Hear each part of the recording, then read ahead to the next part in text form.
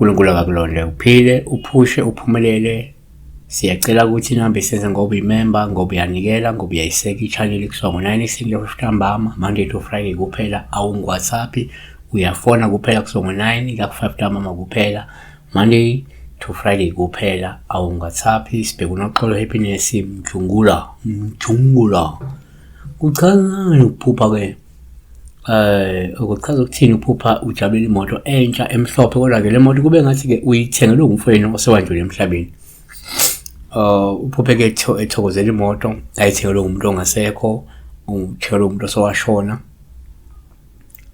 Hey brother, bheka-ke lana-ke singakusho uma kungenzeka uphuphe umuntu ongasekho ekuthengele imoto entsha.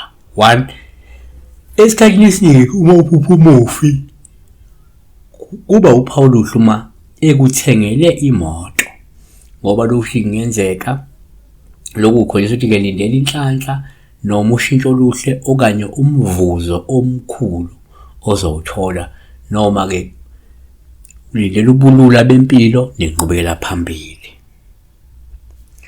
Number 2, ngokwesintu uma uphupha umufi kuba uphawu oluhle uma ekuthengele imoto.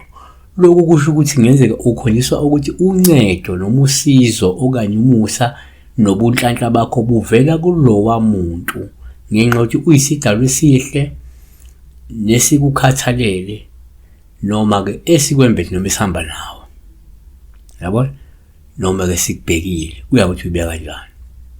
Number 3, kuyenzeka futhi uma uphupha umufi kube uphawu oluhle uma ekuthengele imoto.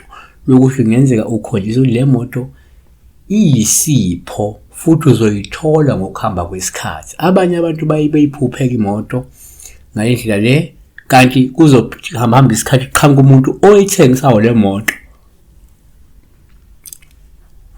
uyi-afford, yabo, noma uthi uyahamba uyesitolo uyibone le moto uyithande phinde ube nemali yokuyithenga. Abanye kuqala emaphupheni ahambe eyithenge-ke ngoba iyisipho, kuzoba lula ukuthi ayithole leyo moto loyo, lowo muntu loyo uma eseyifuna. Siyabonga.